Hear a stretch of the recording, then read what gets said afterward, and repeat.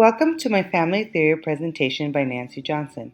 My family theory is Family Resilience Framework by Firma Walsh.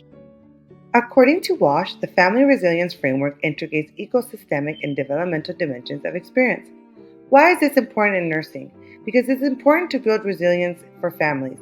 If we are to help them in any way, we must learn to understand how they're going to cope with these challenges, what strengths and weaknesses they have to get through the challenges and stressors of life, and how their outlook and spirituality and connectiveness and able to express themselves will help them get through it. Walsh believed that a multi-level dynamic systems perspective recognizes the recursive nature of process and resilience and the bidirectionality of influences within and between levels over time. The key processes in family resilience are mutually interactive and synergistic. For example, a relational view of resilience belief system supports and is reinforced by connectiveness and organizational process, and collaborative problem solving, the communication process. A positive outlook both facilitates and is sustained by successful problem solving and proactive steps. Social and community resources are not simply external factors. Family processes include active engagement in transactions with the environment. Walsh identified 9 key processes in building family resilience. In the belief system, making meaning of adversity, positive outlook, hope, optimistic bias, confidence in overcoming odds, transcendence, and spirituality are a must. In the organizational patterns, you must have flexibility, connectiveness. You must have mutual support, collaboration, and commitment, as well as social and economic resources. The last category, but definitely not the least, is probably one of the most important for a family. They must communicate and problem solve. They must have clarity in communication. They must be open to emotional expression and be able to collaborate together to solve problems. Family resilience is defined as the ability of a family to rebound from crisis and successfully overcome life's challenges. Although some families are more vulnerable or face more hardships than others, a family resilience perspective is grounded in a deep conviction in the potential of families to strengthen their resilience in overcoming their challenges. That's why the 9 key processes become very important in this family theory. According to the American Psychological Association, nurses need to be able to increase their resilience. Those nurses that do will usually feel naturally energized, motivated, and capable of taking on more responsibilities. Habits for resilient nurses are as follows. Practice as beginners. Let go. Be kind and compassionate. Practice gratitude. Stay authentic. Stay committed and true to oneself. If we can see family resilience framework needs to be implemented in families, then nurses absolutely require resilience. Keeping strong and confident in body, mind, and spirit can positively reflect on nurses and increase productivity, work relationships, and energy levels. Practicing some of the above habits and increasing emotional intelligence can help nurses build their resilience and thrive in both their professional and personal lives. In a research article that was published in September 30th of 2020, they had an article that measured family resilience. And how do we measure it? We measure it by evaluating the Walsh Family Resilience Questionnaire. It is important to assure that reliable and valid instruments exist to accurately measure resilience. Based on the perspective that families are fundamental to coping in adaptive resources, Walsh developed a Walsh Family Resilience Questionnaire. Walsh has long endorsed that family resilience was a construction of 3 of the key components: belief systems, organizational pattern, and communication problem solving. Briefly, belief systems refer to families' ability to make meaning of adversity. Does the family normalize the situation?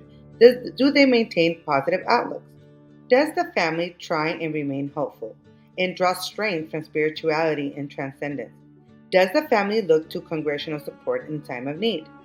Organizational patterns reference families' abilities to maintain flexibility. Does the family reorganize their lifestyle in response to situations? Maintain connectiveness. Does the family show respect for individual needs of all family members and draw from social and economic sources? Does the family feel that they have community networks? Finally, communication processes and problem solving refers to families' abilities to approach adversity with clarity. Does the family provide clarity when confronted with ambiguous information? Support and express appropriate emotional responses to adversity. Does the family share positive feelings such as joy and engage in collaborative work in problem solving? Does the family work together to brainstorm to address the situation? That is why this questionnaire was built, to watch this transcendence and monitor this over a period. A study conducted using the Welsh's Resilience Questionnaire was done using a sample of 603 college students from a large public university in the Mid-South. The study provides evidence for considering family resilience in the three domains. This is important as it may provide practitioners, certified family life educators, and other helping professionals with a more nuanced approach to looking at a specific resilience characteristics of interest when tailoring intervention services for families. Because Walsh knows that resilience is conceptual and it can be addressed and seen in many different ways, cultural influences definitely take effect. The application of the Family Resilience Framework is discussed and illustrated in these two projects that she did. She implemented it in the family resilience oriented programs in the Chicago Center for Family Health, also in promoting positive development of youth at a high risk gang involvement. It's a family centered training component of a prevention program. A family resilience orientation with attention to key processes that facilitate resilience can serve as a broad framework for the training and practice of mental health and psychosocial services and for the design and delivery of community-based programs. This approach recognizes the diversity of families, their varied situational challenges, and the viability of many pathways in resilience. It is attuned to the varied demands of different adverse situations over time with a major crisis event, trauma, or loss, through disruptive transitions or with the challenges of chronic mistress conditions. Interventions utilize principles and techniques common among strength-based family systems practice approaches, but attend more centrally to the impact of significant stressors and aim to increase the family capacities for positive adaptation.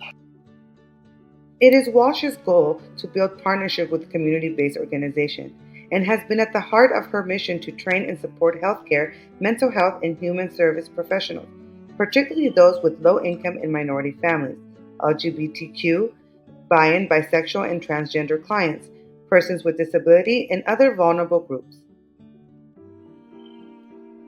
Walsh also uses her theory in a gang prevention program in the United States.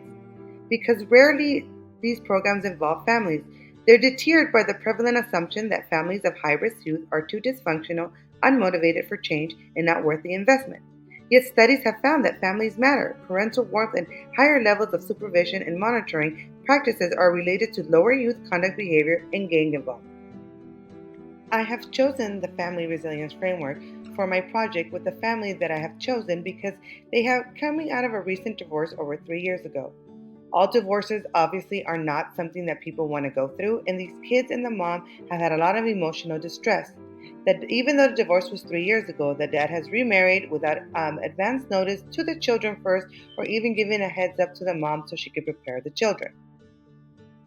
By using the Family Resilience Framework, the family will be able to share beliefs and help the family members find meaning in adversity and cultivate hope in a positive outlook. They can be tied to a faith or spirituality, giving individuals a bigger purpose. This will help members see the crisis as a transformative opportunity for growth and foster a can do attitude. This family structure will also have mutual support and connectedness due to this theory. I look forward to helping them. Thank you for watching my presentation. I hope you've enjoyed it and learned about the family